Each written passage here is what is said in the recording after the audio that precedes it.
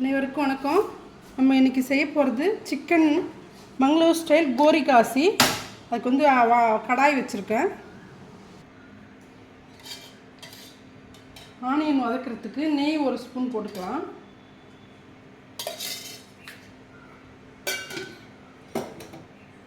Onion இப்போ கொஞ்சம் வதக்கிக்கணும். அப்புறம் கொஞ்சம் வதக்கி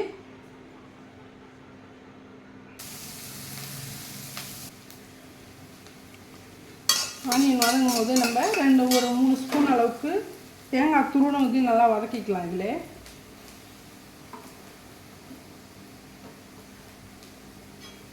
இது நல்லா பொன்னிறமாக வர வரைக்கும் வதக்கணும்.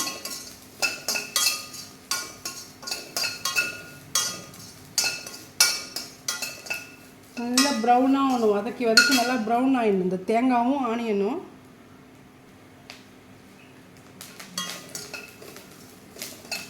இந்த மாதிரி நல்லா வதக்கிட்டே இருங்க. கைவிடாமல் கிண்டிக்கிட்டே இருக்கணும். அப்போ தான் கலர் ஒரே மாதிரியே இருக்கும்.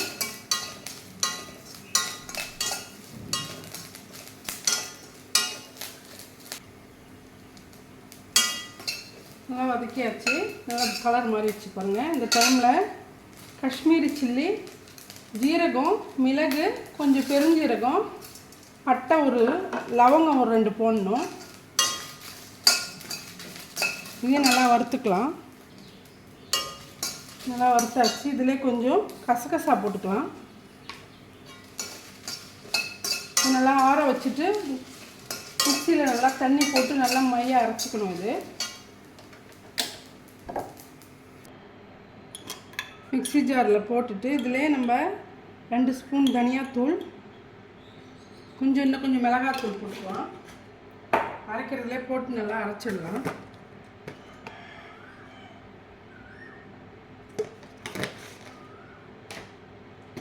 புளி கொஞ்சமாக ஊற வச்சு அதுவும் அதில் ஆட் பண்ணிக்கலாம்.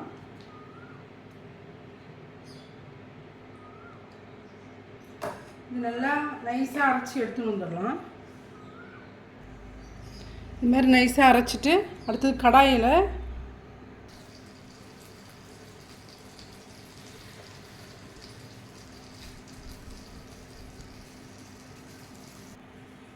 நெய் ஒரு 2 ஸ்பூன் போட்டு திரும்பவும் ஆனியன் கொஞ்சம் போட்டு வதக்கிக்கலாம். ஆனியன் வந்து தக்காளி போட்டுக்கலாம்.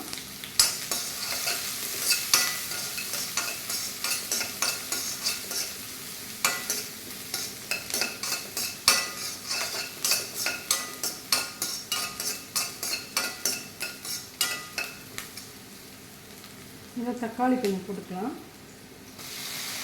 ஆனியன் டொமேட்டோவும் நல்லா வதங்கிறதுக்கு கொஞ்சம் உப்பு போட்டுக்கலாம்.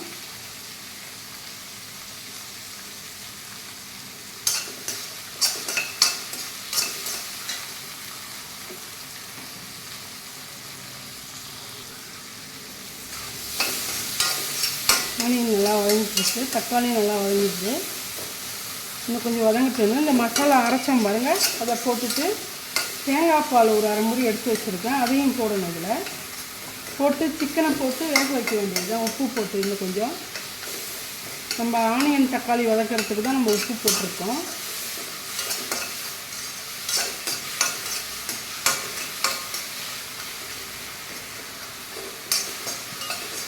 இந்த கோரிகாசி டிஷ் வந்து ரைஸு, புலாவ் ரைஸு, சப்பாத்தி எல்லாத்துக்குமே நம்ம யூஸ் பண்ணிக்கலாம்.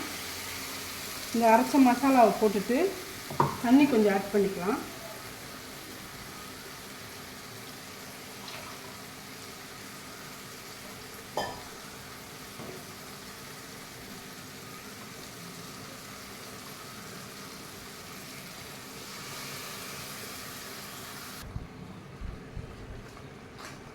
நல்லா கிண்டிட்டு இந்த தேங்காய் பால் எடுத்து வச்சுருங்க பாருங்கள், அதை ஆட் பண்ணிக்கலாம்.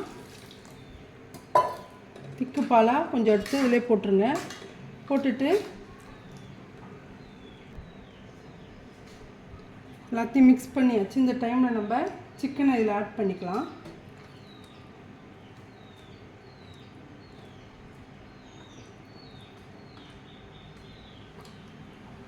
ஆட் பண்ணிவிட்டு உப்பு போதுமானு பார்த்துட்டு மூடிடுங்க.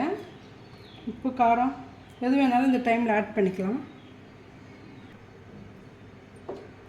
நல்லா கிண்டிடுங்க. கிண்டிட்டு மூடி போட்டு ஒரு 20 நிமிஷம் விட்டுருங்க. நல்லா வெந்துடும். சிக்கனு கிரேவியெல்லாம் நல்லா திக்காகிடும். மூடிடலாம்.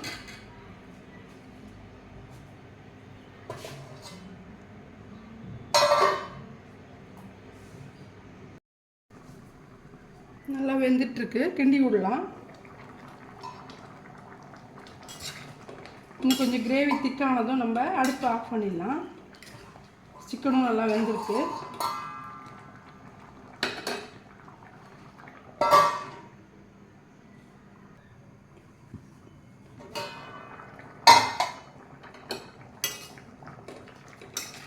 கிரேவி கொஞ்சம் திக்காகிடுச்சு.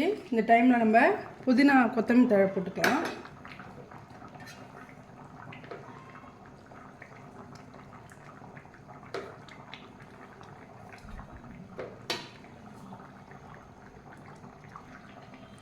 சிக்கன் கோரிகாசி ரெடி ஆயிடுச்சு, மங்களூர் ஸ்டைல்.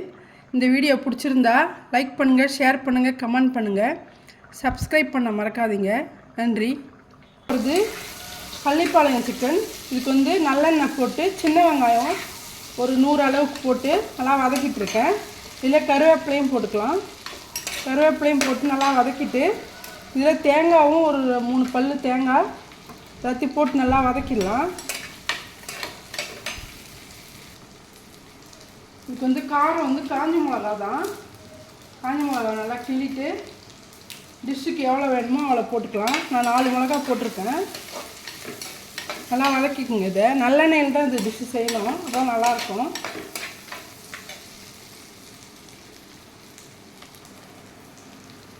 இது வதங்கிறதுக்குள்ளே நம்ம ஒரு 3 பல் பூண்டு, ஒரு பீஸ் இஞ்சி, ஒரு பச்சை மிளகாய் போட்டு சும்மா லைட்டாக உடச்சி எடுத்துன்னு வந்திருக்கேன். அதையும் போட்டுக்கலாம். இதில்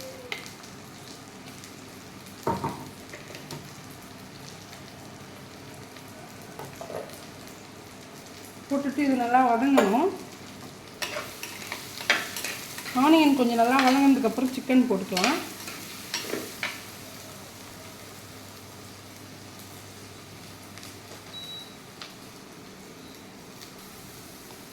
நல்லா வதங்கிடுச்சு. இந்த டைமில் நம்ம சிக்கன் ஆட் பண்ணிக்கலாம்.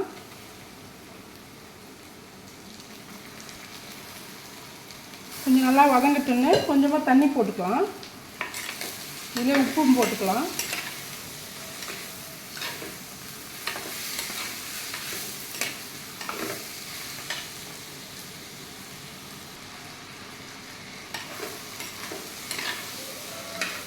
உப்பு போட்டாச்சு. கொஞ்சமாக மஞ்சள் பொடி போட்டுக்கலாம்.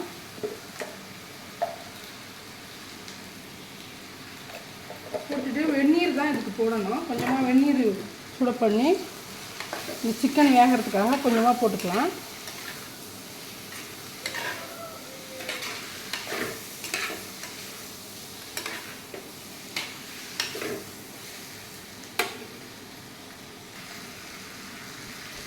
நீர் ஆட் பண்ணிக்கலாம். ஒரு டம்ளர் அளவுக்கு சுட வச்சு ஊற்றிட்டேன். இது ஒரு மூடி போட்டு வேக வச்சுக்கலாம்.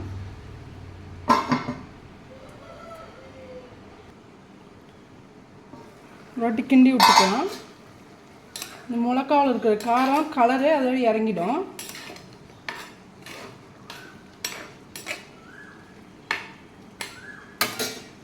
திரும்ப மூடிடலாம். ஒரு கிளாஸ் தண்ணி நம்ம ஊற்றணும். இப்போ கொஞ்சம் தான் இருக்குது பாருங்கள்.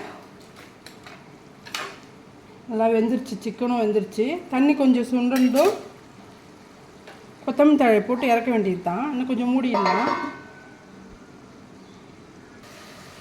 சுவையான பள்ளிப்பாளையம் சிக்கன் ரெடி ஆயிடுச்சு. இந்த வீடியோ பிடிச்சிருந்தா லைக் பண்ணுங்கள், ஷேர் பண்ணுங்கள், கமெண்ட் பண்ணுங்கள், சப்ஸ்கிரைப் பண்ண மறக்காதீங்க. நன்றி.